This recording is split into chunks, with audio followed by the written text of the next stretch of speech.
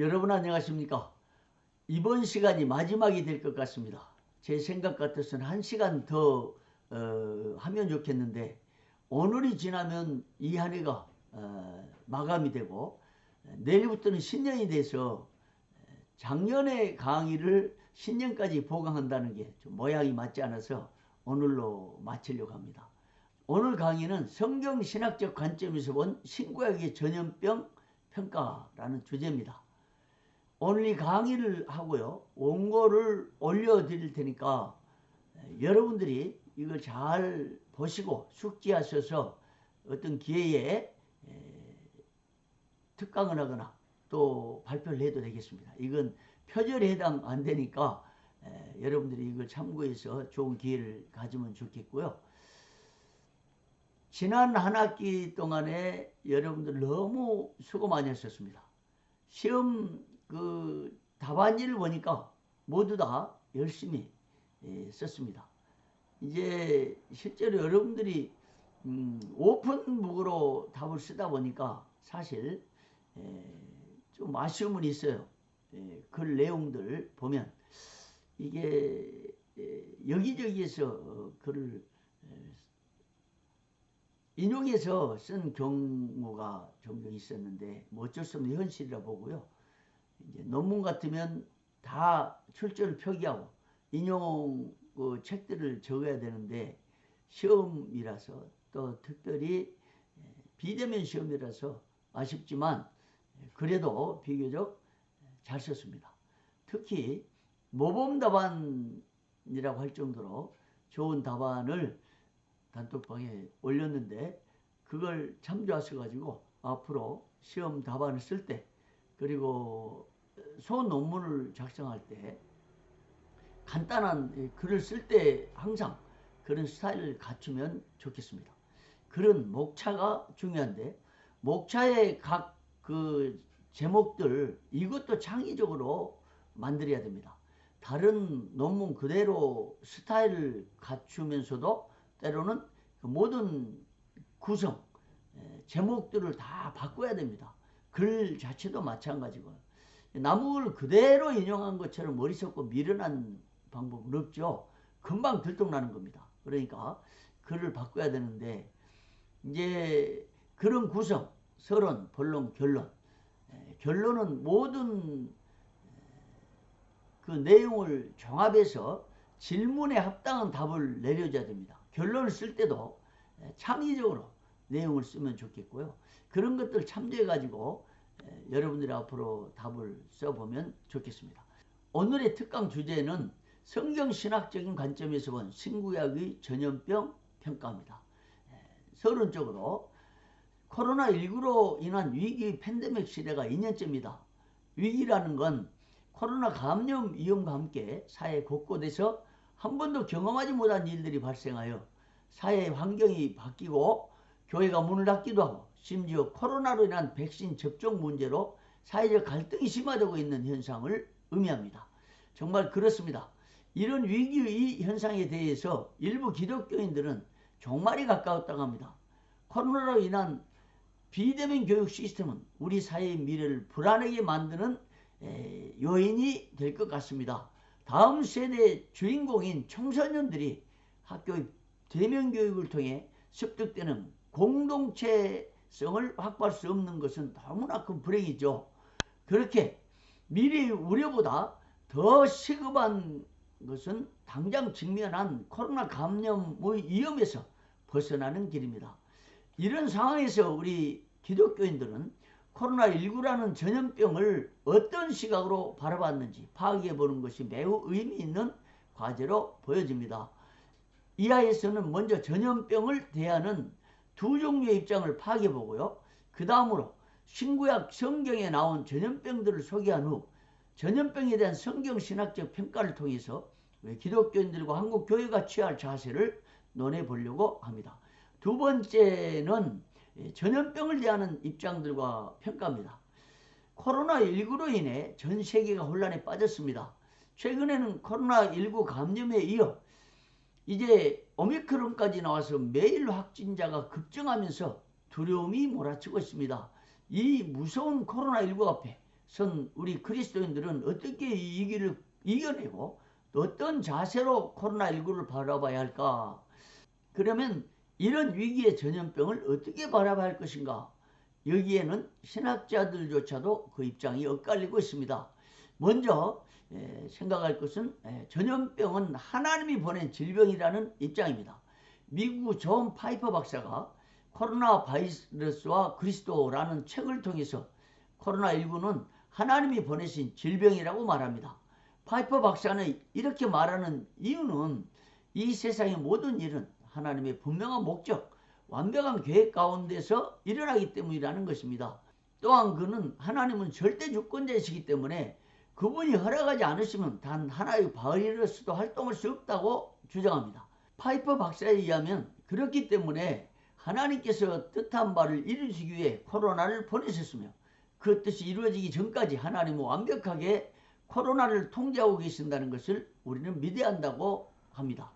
코로나19를 극복하는 방법에 대해서 파이퍼 박사는 하나님의 계획 속에서 내려진 이 코로나는 인간이 지은 죄의 결과이기 때문에 우리는 이 재앙을 자비로운 하나님의 신호로 여기고 회개하고 하나님께 다시 돌아가야 한다고 주장합니다. 이어 그는 코로나와 같은 절망과 심지어 죽음의 위기를 만나도 우리를 예수 그리스도 안에 있는 하나님의 사랑에서 끊을 수 없다는 말씀을 붙들고 하나님을 바라봐야 한다고 당부합니다.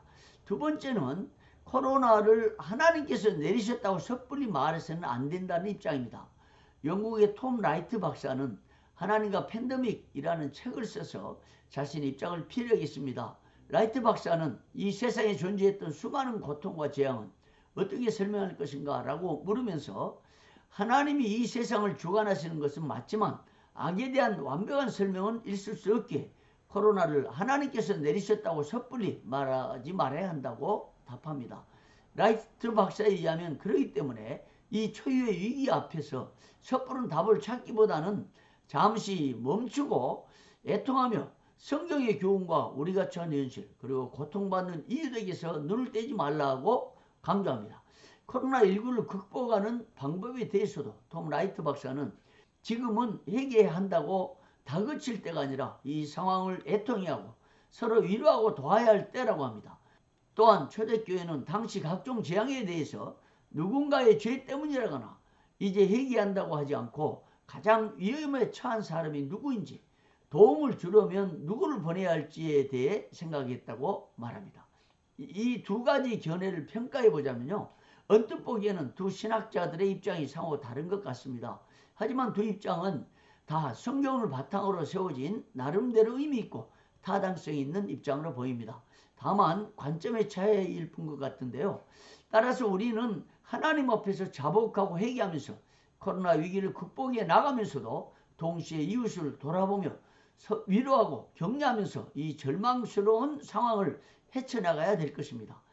코로나 시대를 살아가는 우리 모두 매일 자신을 돌아보며 나보다 더 어려움에 처한 이웃을 도울 수 있는 길이 무엇인지를 생각하면서 그 일을 실행하거나 그들을 품고 기도하면서 함께 코로나 위기를 이겨내는 것이 진정한 그리스도인의 자세일 것 같습니다.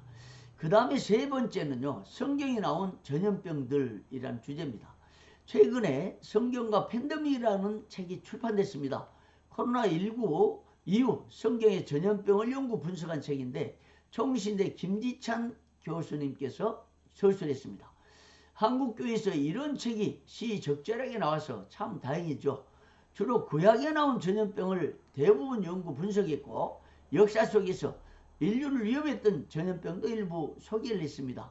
이 책에 소개된 전염병을 개괄적으로 안내하고 성경신학적인 관점에서 평가를 해보려고 합니다.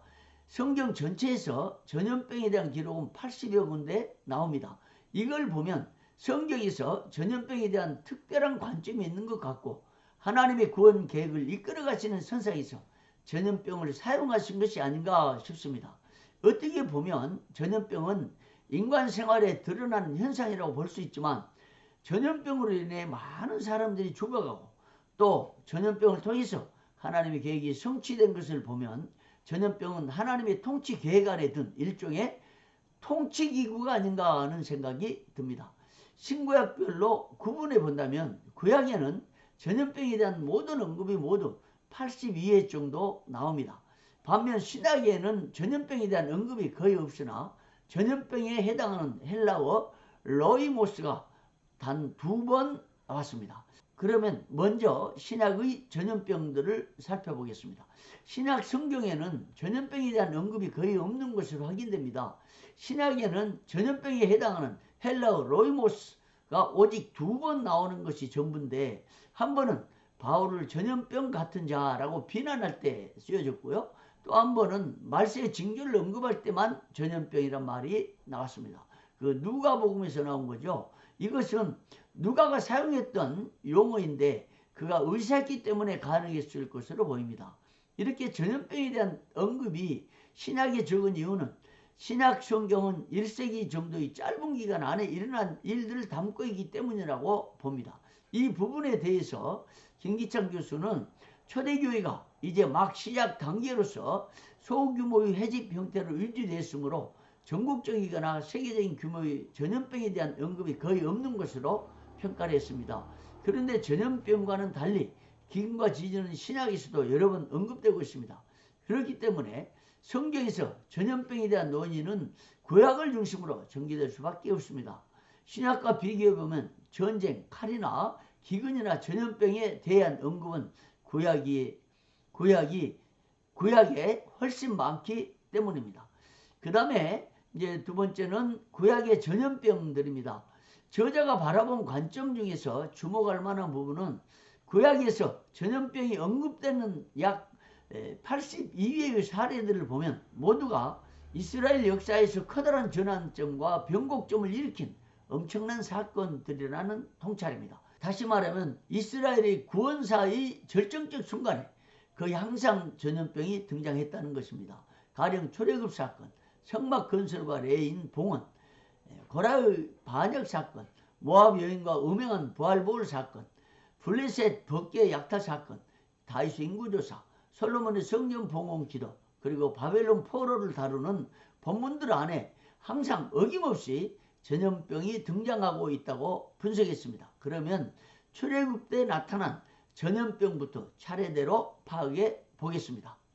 먼저 출애굽과 전염병 부분입니다. 구약 성경에 전염병이라는 단어가 처음으로 등장한 것이 창세기가 아니라 출애굽기였습니다. 모세와 아론이 바로에게 광야 사흘길 가서 여호와께 제사를 드리게 달라고 요청할 때 전염병이라는 단어가 처음 나옵니다. 출애굽기 5장 3절이죠. 이 사건에서 이스라엘은 출애굽을 목적으로 자신들이 하나님께 제사를 드리기 위함이라고 밝혔습니다.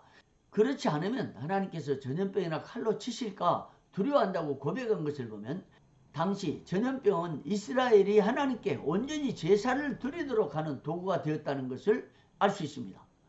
이스라엘은 자신들이 하나님께 온전히 제사를 드리지 못한 것에 대한 큰 두려움을 느끼면서 바로에게 출애굽을 요청했습니다. 따라서 전염병은 하나님의 백성들이 온전한 제사를 드리기 위한 수단이나 방편이었던 것을 알 수 있습니다. 물론 전염병이 하나님의 섭리 가운데 그분이 손에서 나온 것임을 인정하고 고백했던 것은 말할 나위 없습니다.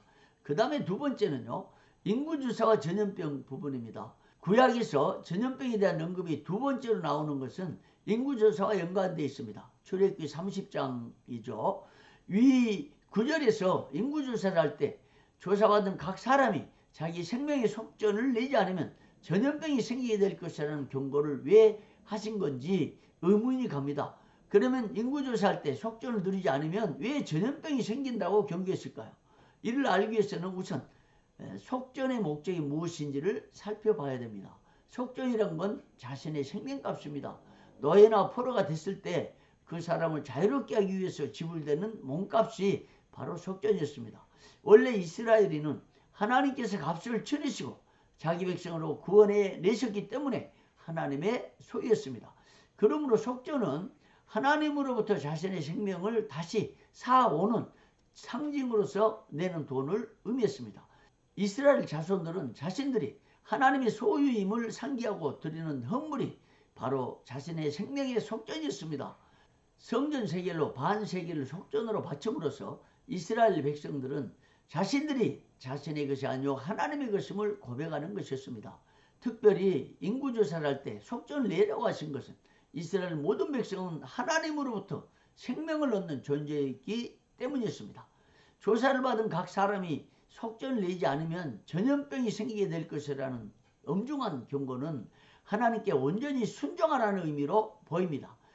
결국 모세 당시 하나님의 신정 통치가 이루어진 가운데서 자기 백성들을 다루시는 방법으로서 온전한 순종을 요구하시면서 불순종하면 전염병을 내리시겠다.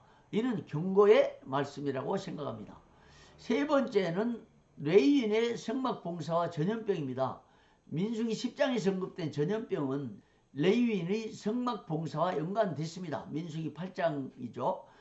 여기서 핵심은 이스라엘이 성소를 가까이 하다가 재앙, 전염병을 당하지 않기 위해서 레위인들을 구별하여 대신 성막에서 봉사하게 해야 한다는 것입니다. 이스라엘 자손들이 성소를 가까이 하면 전염병이 걸릴 수 있다는 근거는 무엇일까요? 하나님의 성소는 위험하기 짝이 없는 거룩한 장소이기 때문에 누구도 함부로 접근하는 것이 위험을 초래할 수 있다는 것입니다. 이는 거룩하신 하나님이 오염되거나 죄를 범할 수 있는 인간 가운데 거하시기 위해서는 어쩔 수 없는 조치였던 것으로 보입니다. 왜냐하면 여호와는 소멸하는 거룩한 불이시므로 더러운 인간들이 접하면 불로 살 수밖에 없기 때문입니다. 거룩하신 하나님이 성막 성전 가운데, 즉 자기 백성 가운데 거하시는 것은 생명이 다칠 수 있습니다. 그런 위험을 방지하기 위해서 레위인을 세워 백성을 위해 속죄하고 대신 성막에서 섬기게 한 것입니다. 따라서 거룩하신 하나님이 성막 성전 가운데, 즉 자기 백성 가운데 거하기 위해서는 어쩔 수 없이 취하신 선한 의도와 예방 조치였던 것입니다. 그렇다면 민수기에 나온 전염병은 자연적인 질병이 대유행이 아니라 하나님의 거룩성을 침범함으로 생기는 재앙으로 봐야 할 것 같습니다.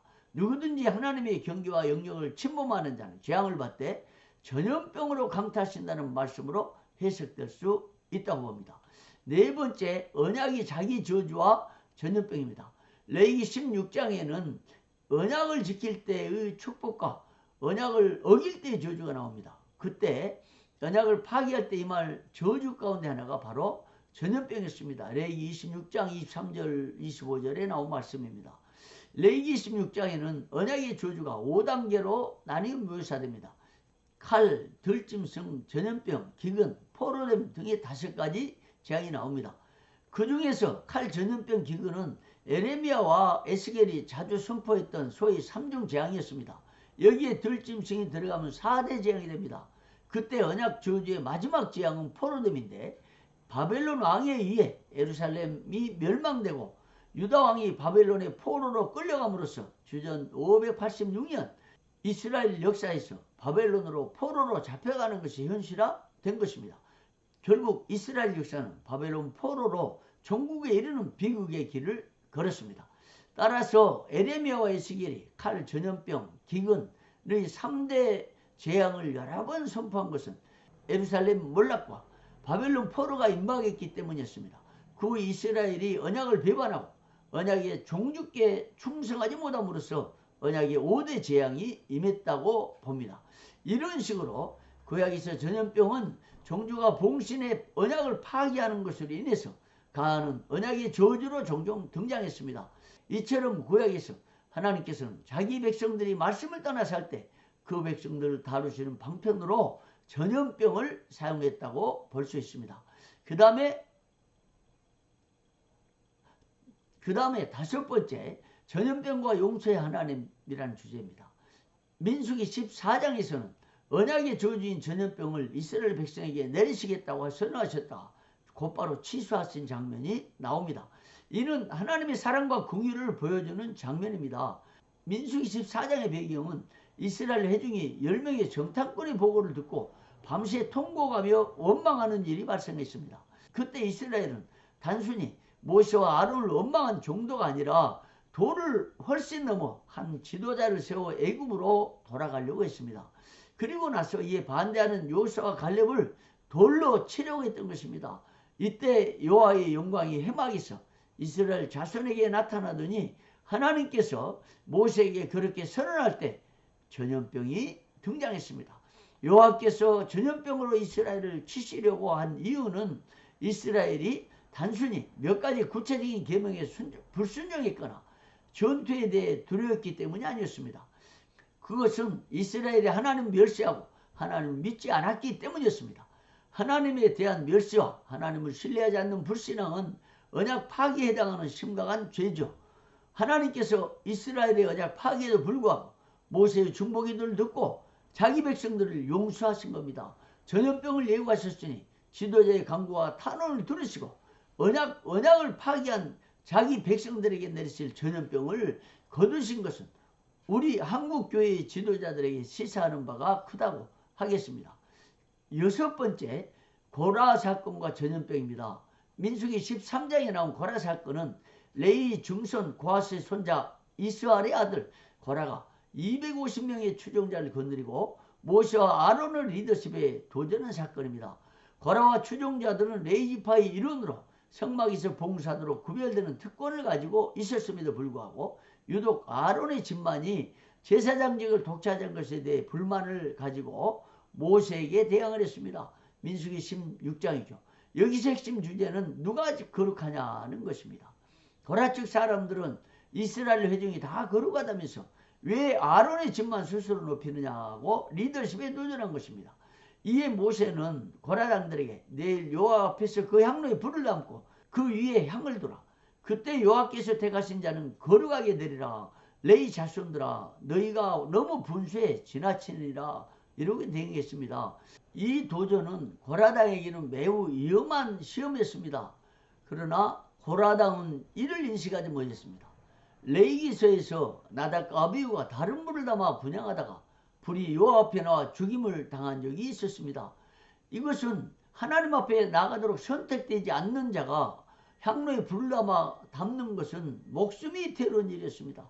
그런데 모세와 아론을 공격한 자들에 대한 형벌로서 임한 전염병이 모세와 아론이 속죄를 강구하자 그쳤습니다.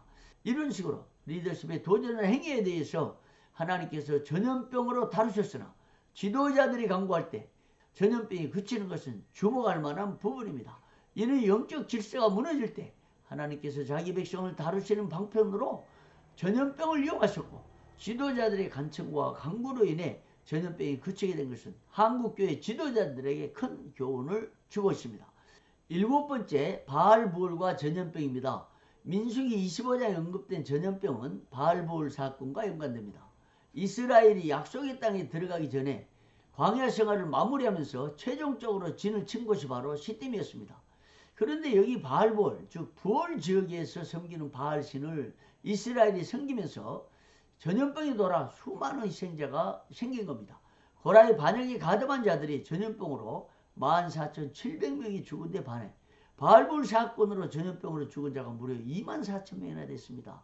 이 사건이 얼마나 중요한지 구약 성경은 바알부올 사건과 그로 인한 전염병 재앙을 민수기 외에도 여러 차례 언급하고 있습니다. 시딤은 광야와 약속의 땅이 경계선에 있는 곳인데 이 경계의 땅에서 이스라엘 남자들이 모압 여자들과 음행을 하기 시작했습니다. 광야와 약속의 땅 사이의 경계선에서 이스라엘은 언약의 요구를 지키지 못했습니다. 10계명의 첫째 계명을 어긴 것이죠. 여기서 바알이란 이방신이 처음으로 등장했습니다. 여호와의 종교가 이방 종교를 만나 충격의 패배를 겪을 수도 있는 심각한 상황이었습니다. 바로 그때 하나님이 진노하신 겁니다. 그때를 전후하여 전염병으로 죽은 자가 24,000명이나 되었고 전염병이 이스라엘 자손에게 비로소 그쳤습니다.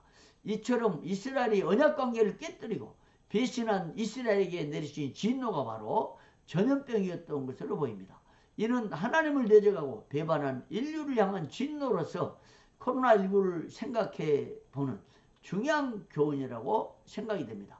그 다음에 그 외 전염병들 이제 좀 요약적으로 정리해야 되겠습니다. 첫 번째가 블레셋 벗기와 전염병입니다. 사무엘상 4장 22절 나와 있죠. 그 다음에 두 번째는 이스라엘의 인구조사와 전염병입니다. 사무엘상 24장에 나와 있습니다. 그 다음에 세 번째는 솔로몬의 성전 봉헌 기도와 전염병입니다. 열왕기상 8장에 나타났습니다. 그 다음에 에레미야서에도 전염병이 나옵니다. 에레미야 27장 8절입니다. 그리고 에스겔서에도 전염병이 나옵니다. 에스겔서 5장 12절입니다. 이처럼 대부분의 경우가 다 이스라엘이 하나님의 말씀에 불순종할 때 그 백성을 다루기 위한 비상한 방법으로 동원하신 진노나 징계 혹은 보호나 인도, 더 나아가 극진한 사랑과 용서의 방법이었습니다. 그 다음에 네 번째입니다. 성경신학적 관점에서 어떻게 신구약의 전염병들을 바라봐야 될까? 이런 주제입니다. 신구약 성경, 특히 구약에 집중된 전염병은 놀라울 정도로 구체적이었습니다. 그리고 역사적 사실이었습니다. 성경 외에도 전염병은 2000년 역사 가운데서 종종 일어난 것도 각종 문헌을 통해서 알 수 있습니다. 위에서 살펴본 구약의 전염병들은 하나님과의 관계를 지속시키기 위해서 쓰여졌던 방패원인 것으로 알 수 있습니다. 하나님은 창조주로서 자기 백성들을 통해서 영광 받으시기를 원하셨고, 더 나아가 그 백성들이 순종하기를 원하셨습니다. 그런데 자기 백성들이 하나님 외면하고 불순종하거나 말씀을 떠나 살 때 어김없이 전염병이 발생이 된 겁니다. 전설에 있듯이 구약 성경의 결정적인 시점마다 전염병이 발생한 것은 하나님이 이스라엘 역사를 이끌어 가신 분이심을 보여주는 부분입니다. 역사의 주인으로서 하나님께서 이스라엘을 다루시는 방식으로서 전염병을 사용하셔서 자기 백성을 이끌어 가신 것은 정말 놀라운 일이죠. 성경 신학적 관점에서 전염병은 다음과 같은 특별한 의미를 담고 있는 것으로 파악됩니다. 첫째는 성경의 전염병은 신정주의 통치 도구 중에 하나였다는 점입니다. 초기 이스라엘 역사는 하나님께서 왕으로 직접 다스리신 신정주의 통치가 이루어졌습니다. 아브라함을 부르신 후에 이스라엘을 조성하시고 그 족장들을 세우셔서 이스라엘을 끌어가시다가 모세를 세우셔서 이스라엘을 출애굽시켜 광야 생활을 이끌어 가셨습니다. 광야 시대에는 모세에게 하나님께서 내가 그걸 초소를 지으라고 명하셨습니다.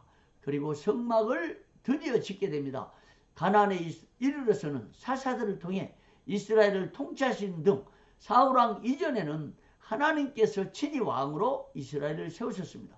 사울왕 이후 왕정 통치가 시작됐으나 하나님은 이스라엘에 대한 왕으로서 통치를 이끄셨습니다. 왕정시대 후에도 하나님 왕권이 이스라엘을 지배했다는 점 의미에서 신정주의 통치 방식이 이어졌다고 말할 수가 있습니다. 그 신정주의 통치 방식 중에 하나가 바로 전염병이었다는 것을 알 수 있습니다. 전술에 했듯이 이스라엘 역사 가운데 결정적인 시점마다 전염병이 발생한 것은 결코 우연이 아닙니다. 하나님의 통치 방법으로서 이스라엘이 불순종하거나 교만하거나 때로는 우상을 섬길 때 전염병이라는 무서운 무기를 사용하신 것을 볼 수 있습니다. 그처럼 구약에서 발생한 전염병은 신정주의 통치 방식의 도구 중에 하나였다고 볼 수 있습니다. 두 번째, 성경의 전염병은 하나님의 백성을 다루시는 비상한 통치 방식이었다는 점입니다. 하나님은 창조주시며 역사의 주관자십니다. 하나님은 이스라엘을 조성하신 분이셨고 신정 정치의 왕이셨습니다. 하나님은 주인이셨고 이스라엘은 그 지배를 받는 종이었습니다. 하나님은 왕이셨고 이스라엘은 그 신하였습니다. 그렇기 때문에 하나님은 이스라엘을 통해서 영광 받으시길 원하셨고 직접 통치하시기를 기뻐하셨습니다. 그런데도 이스라엘이 하나님을 배반하고 불순종할 때면 하나님은 비상한 통치로 자기 백성을 부르셨으니 그 도구가 바로 전염병이었던 것을 우리가 보았습니다. 전염병을 통해서 자기 백성을 다루셨던 하나님은 진노의 하나님이셨습니다. 그러면서도 백성들이나 그 지도자들이 회개하고 간청하면 전염병을 걷어주시는 용서의 하나님이셨습니다. 따라서 전염병은 이스라엘을 다루시는 하나님의 비상한 통치 방식이었지만 동시에 사랑과 용서가 담긴 역사적 교훈임을 알 수가 있습니다. 네 번째, 성경의 전염병은 하나님과 이스라엘이 맺으신 언약을 견고히 세우시는 방편이기도 했습니다. 성경에서 하나님과 이스라엘의 관계는 언약 관계였습니다. 언약은 피로 맺은 약종으로 하나님과 이스라엘 사이의 견고한 관계를 의미합니다. 하나님과 이스라엘이 맺은 언약은 구약에서는 짐승의 피로 체결했습니다. 하지만 신약에서는 예수님께서 이 잔은 내 피로 맺은 새 언약이라고 말씀하심으로써 성경 전체에서 하나님과 이스라엘 그리고 신약 교회와 성도들의 관계가 언약 관계인 것을 보여줍니다. 그런데 구약에서 이스라엘이 언약을 파기하고 불순종할 때면 종종 전염병으로 하나님의 진노를 표하셨습니다. 구약의 사례에서 보듯 전염병은 불순종한 이스라엘에게 내리신 진노의 표였습니다.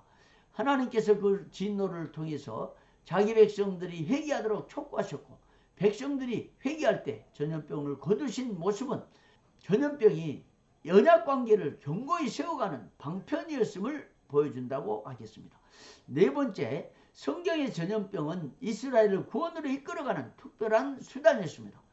신구약의 최종 목적은 인간의 구원을 이루는 것이었습니다. 에덴에서 첫사람의 타락으로 영원한 형벌에 처한 사람에게 주신 구원의 소망은 짐승의 피를 바른 가죽옷을 입혀 주신 것이었습니다. 그 구약은 짐승의 피로 사람에 대한 구원을 예표하셨고, 신약에는 그리스도의 피로 사람의 구원을 이루셨습니다. 이처럼 인류에 대한 하나님의 구원 계획은 구약과 신약 전체에 흐르고 있으며 그리스도의 십자가와 부활 사건에서 완성을 이루셨습니다.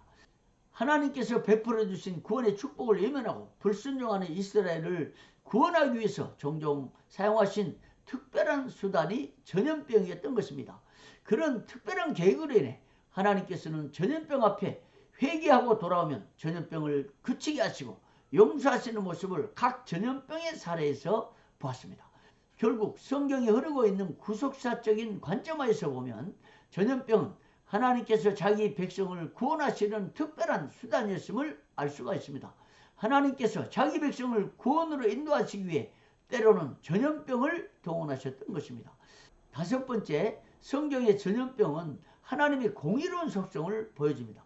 구약에서 본 전염병은 대부분 하나님의 말씀에 불순종하거나 우상을 숭배하는 등 각종 범죄로 하나님을 대적할 때 나타났습니다. 그러나 다른 한편으로는 이스라엘이 회개하고 돌아오면 전염병을 거두시면서 용서하셨습니다. 따라서 이스라엘이 교만하고 말씀을 떠날 때는 무서운 형벌과 진노로 전염병을 내리시기도 하셨으나, 백성들이 회개할 때면 사랑과 용서로 전염병을 거두신 것은 하나님의 공의로운 속성을 보여주고 있다고 하겠습니다. 하나님은 죄를 범할 때는 무서운 진노로 형벌을 가하시지만 죄를 회개할 때면 용서하시고 덮어주시는 공의로운 하나님이십니다. 그런 공의로운 속성이 구약의 전염병 사건마다 드러나고 있습니다. 결론입니다. 성경의 전염병을 살펴보면 현대 교회와 기독교인들에게 너무나 큰 교훈을 줍니다. 코로나19로 인한 팬데믹 위기를 살고 있는 한국 교회는 아직도 우왕좌왕하면서 국가의 방역책에 대한 어떤 대책도 세우지 못한 채 그저 따라가기에 바쁜 것 같습니다. 그러다가 교회의 비대면 예배가 일반화되면서 결국 만여 교회가 무너지는 가슴 아픈 일이 벌어졌다고 생각을 합니다. 코로나19라는 시대의 전염병이 발생했을 때 전국의 지도자들과 신학계에서 신속하게 대책을 세우면서 신앙의 자유를 제한하는 국가 시책에 대해 분명한 입장을 표하거나 비대면 예배가 과연 성경적으로 합당한지에 대해서도 신속히 연구 발표하여 전국교회가 하나 되는 모습을 보이지 못한 것은 너무나 아쉽고 안타까운 일입니다. 한국교회가 그렇게 미온적인 반응을 보이면서 방역이라는 이유로 예배를 제한하고 비대면 예배가 일상화되면서 교회의 동력이 약화되고 교인들의 신앙심까지 떨어지고 있는 실정입니다. 이런 때 성경의 전염병을 살펴보니 한국교회와 지도자들이 하루빨리 이 같은 정밀한 연구를 통해서 전염병에 대한 대책을 신속하게 세워야 한다고 생각합니다. 구약에 등장한 전염병은 거의 모두 하나님의 강력한 통치하에서 이루어진 것을 보면서 한국교회는 코로나19 전염병에 대해 안일하게 대처하는 바람에 너무나 큰 피해를 보고 있다는 평가입니다. 이제라도 성경에 나타난 전염병을 더 깊이 연구하여 전국교회 알림으로써 하나님 앞에서 회개하는 운동을 전개해 나가는 것이 한국교회가 사는 길이요, 우리 대한민국이 다시 일어나는 길이라고 생각합니다. 코로나19는 하나님을 대적한 한국교회 및 대한민국과 온 세상에 내리신 무서운 재앙이라고 판단합니다. 오늘 특강을 통해서 구약의 사례처럼 나 자신과 개교회 및 전국교회와 800만 성도들이 통일하고 하나님 앞으로 나아가는 길만이 하나님의 진노를 푸는 방편이라고 믿게 됐습니다. 바로 지금 나부터 시작해서 여러분 그리고 전국교회가 회개운동을 펼치는 길만이 우리 모두가 사는 길이라고 믿습니다. 여기까지 특강을 마치고요. 여러분 한 학기 동안에 대단히 수고 많이 하셨습니다. 계속해서 신학 공부 열심히 해서 정말 소명에 불타는 신학도로서 잘 준비했다가 하나님 앞에 존귀하게 쓰임받는 여러분 되기를 바랍니다. 여러분 고맙습니다. 수고하셨습니다.